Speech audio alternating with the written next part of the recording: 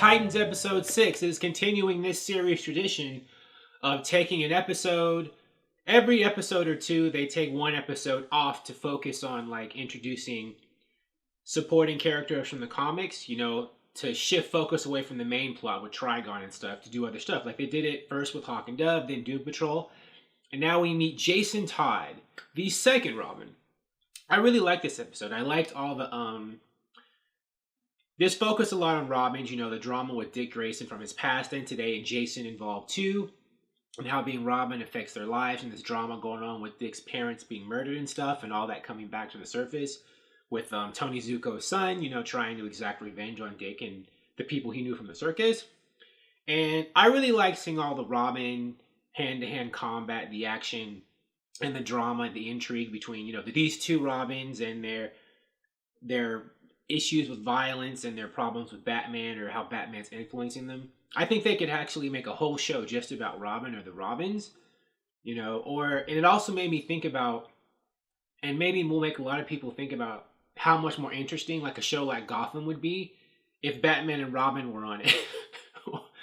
Other than, than making a Batman show without Batman. Because watching this episode and, seeing the Robins fight together and, all the drama and stuff, I was really, into it. And I was thinking they could easily do this kind of show. Now, I don't mean to talk crap about Gotham. I still watch and enjoy Gotham.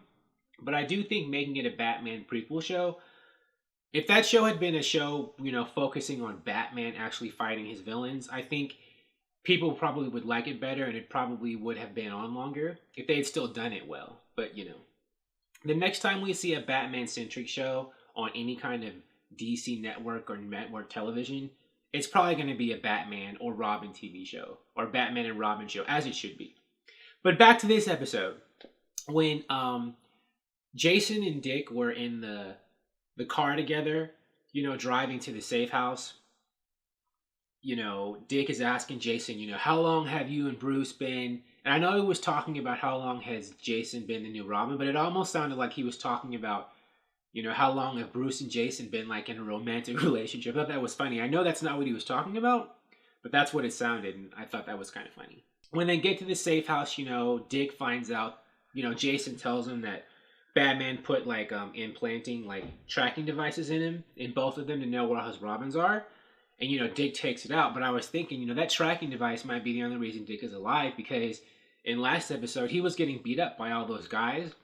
And, then Jason arrived to save him. And I don't think Jason knew where he was without that device. So I know, does Dick really want to take that out? I know why he wants to take it out. He wants to be independent from Batman and doesn't want to be Batman's lackey, or doesn't want Batman to be able to manipulate and control him. And that tracking device makes it easy for Batman to do it. But, there's a benefit of that, There's a good chance Batman might save your butt, which just happened. He sent Jason to save Dick. So I don't know. I don't know if I would be taking that tracking device out. Not in this case. And then Jason saves Dick again later in the episode. Of course, Dick didn't have a tracking device this time. Jason just figured out where he was. But, when Nick Zuko was, menacing his friend with that acid and stuff, I don't know. I mean, I'm sure Dick might have figured out a way to get out of it, but maybe he didn't. Jason was a nice assist, right? If Jason hadn't been there as backup, who knows what would have happened. When Corey calls Dick first and, he's talking to her on the phone, and she's in that hallway, she's changed outfits and she's in like this, I'm not good at describing fashion, but I don't know, like long pants, bodysuit or whatever, the shiny purple, I don't know what material that's called. She looks more Starfire-like in that outfit, the long, shiny purple that covers more of her body. Well, Starfire is famous for having very revealing outfits, but even still, the design of it looks more like Starfire-esque than, a nightgown or evening or, club dress, basically, is what she was wearing before. And a lot of people felt it was a low-rent looking club dress. But, whether you think that dress was low-rent or sexy, it didn't really look like Starfire exactly. But this outfit she's wearing in this episode, it does look more like, and I think she had like a gold band or something. All that together, that does look more like, resembling something that Starfire would wear, at least in animation or something, than, a club dress. And when Jason is beating up those cops at the end of the episode, at first I thought that was a good scene, by the way. I mean, just the choreography and the way it was shot. But at first I thought, you know, him beating up cops is strange, as they say, but I thought that they were like going to be like, you know, those people looking for Raven in disguise. Like they weren't really cops, they were bad guys masquerading as cops, and that's why he was beating them up so much, you know, so badly. But then I found out they're really cops.